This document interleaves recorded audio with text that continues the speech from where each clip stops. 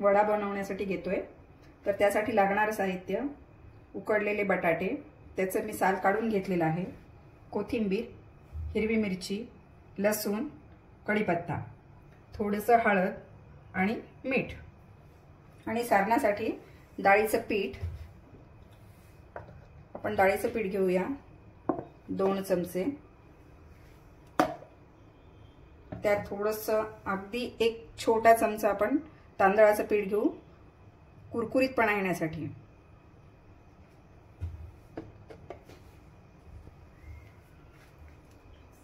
थोडीशी चिमूटभर हळद घालूया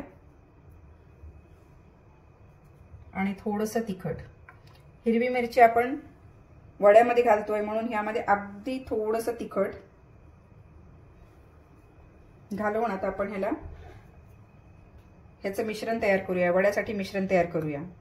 थोडं थोडं पाणी टाकूया।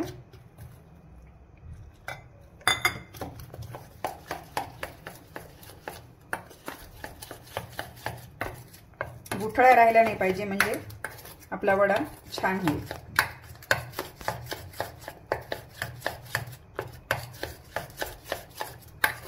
हे तुम्ही एकाच डायरेक्शन मध्ये फिरवलं तर ते जरा फसफसून येतं आणि मस्त कुरकुरीत वडे तयार होतात।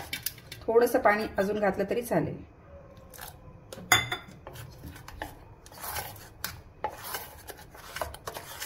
डाळीच्या पिठाचं सारण असं व्हायला पाहिजे, असं तयार व्हायला पाहिजे, एवढं घट्टसर व्हायला पाहिजे। बॅटर रेडी आहे। आपण आता हे सारण तयार करतोय, याची भाजी तयार करून घेऊया। तर त्यासाठी मला मिरची आणि लसूण ह्याची एक जाडसर पेस्ट करून घेऊया। जसं की माझ्याकडे एक क्रशर आहे, त्याच्यात थोडीशी मोहरी घालूया। थोडीशी म्हणजे थोडं जास्त प्रमाण असेल तरी चालेल, कारण वड्यामध्ये मोहरी छान लागते। पूर्ण फुटल्यानंतर मोहरी छान लागते। आता ह्यामध्ये आपण कलर येण्यासाठी हळद घालूया। आणि आता आपण जो मसाला तयार केला होता वड्यासाठी, तो सर्व मसाला तेलामध्ये मस्तपैकी घालूया। आपली फोडणी तडतडतीये तोपर्यंत मी बटाटे कुस्करून घेतलेत। हे सगळे एकजीव करू।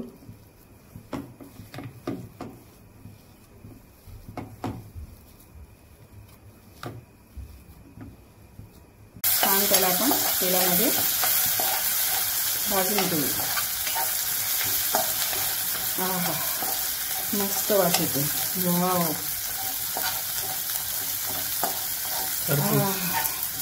लसूण तळल्या जातोय तसा तसा त्याचा एकदम मस्त वास येतोय। पटकन वडा बनवून खावा असं वाटतंय। स्मॅश केलेला बटाटा घालतीये।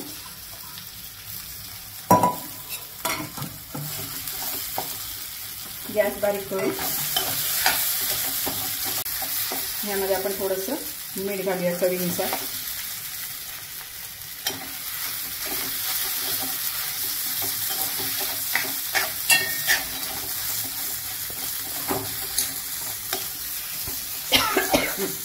वाव, एकदम स्पायसी, मस्त ठसका आला। त्याचं सारण आपलं आता तयार आहे। ते अगदी एकजीव करून घ्या, म्हणजे सगळे मसाले आलूंना चिकटतील। आणि जर आपल्याला लिंबू आवडत असेल तर आपण यात लिंबू किंवा आमचूर पावडर पण टाकू शकतो।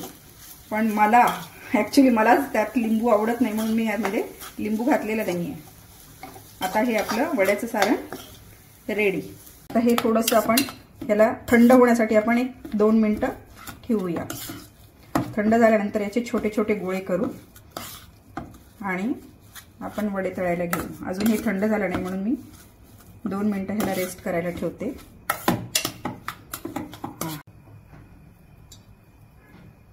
कढईत मी आता तेल घेतलंय। तेलामध्ये आपले गोळे पूर्ण त्यामध्ये बुडले पाहिजे असं आपण तेल घ्यायचं। तेल कमी घेतलं तर ते तुमचे वडे चांगले प्रकारे तळला नाही जाणार। आता मी हे त्याचे तोपर्यंत गोळे तयार करते। तोपर्यंत तिकडे आपला तेल पण गरम होईल।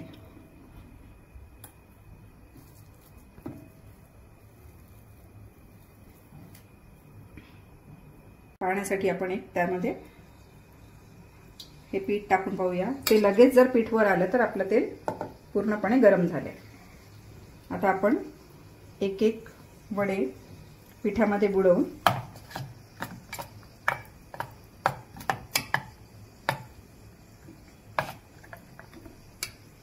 आपण कढईमध्ये सोडूया.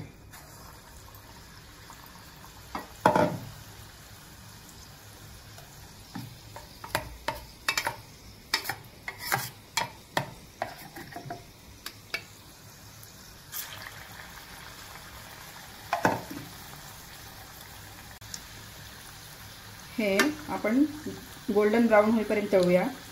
ह्यामध्ये बघा तुम्हाला आत्ताच हे तळत असताना कुरकुरीत दिसत आहेत भजे.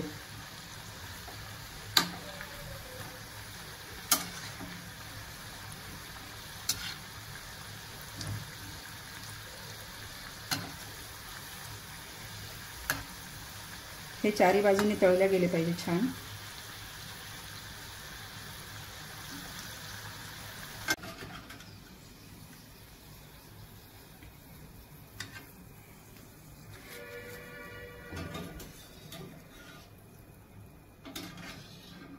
तळतोय. ही जर अख्खी मिरची टाकली तर ती उडेल, म्हणून आपण थोडंसं त्याचं पोट फोडून घेतोय. असं मधून कट दिला म्हणजे तेलात जरी आपण ही मिरची घातली तरी ती उडणार नाही. ठेवून ह्याला तळून घेते.